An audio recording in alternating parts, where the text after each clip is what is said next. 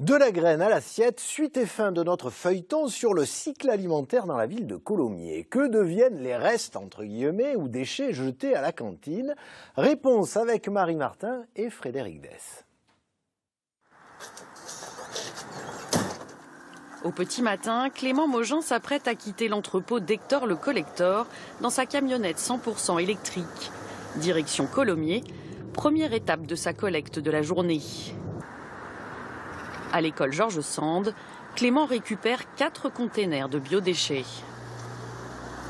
Les biodéchets, en fait, ce sont tous les restes alimentaires, tout ce qui est issu du gaspillage alimentaire, donc ce que les élèves, par exemple, n'auront pas mangé, et ce qui va rester, donc du coup, des barquettes, etc. Tout ce qui va être épluchure de légumes, tout ce qui est os, tout ce qui est arêtes, tout ce qui est coquilles, que ce soit huîtres, moules, etc. Et du coup, le déchet ultime, c'est vraiment celui qu'on ne peut pas réutiliser. Chaque poubelle récupérée est pesée. À la fin du mois, les clients savent le poids de ce qu'ils ont trié. On fait des comparaisons.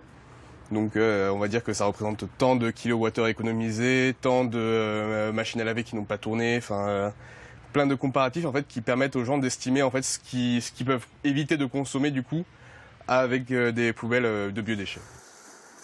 Retour à l'entrepôt, les poubelles d'Hector sont vidées dans de grands bacs. Ces déchets représentent 80% d'eau.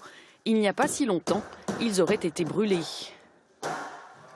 Hector le Collector, c'est une entreprise qu'on a créée en juin 2020 avec une volonté très forte de proposer des solutions pour que les déchets alimentaires ne finissent plus incinérés, mais puissent aller dans les bonnes filières de valorisation pour qu'on puisse en tirer le meilleur. Au début, on a commencé en travaillant dans des entreprises. On a aussi très vite travaillé avec les professionnels de la restauration, de l'hôtellerie et également des traiteurs. On fait aujourd'hui de plus en plus d'événements.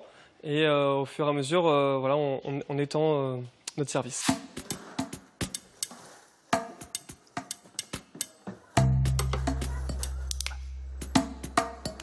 Deux fois par semaine, ces bacs arrivent à 50 km de Colomiers dans le Lauragais. Ici, l'entreprise Clair Vert valorise 12 000 tonnes de biodéchets par an.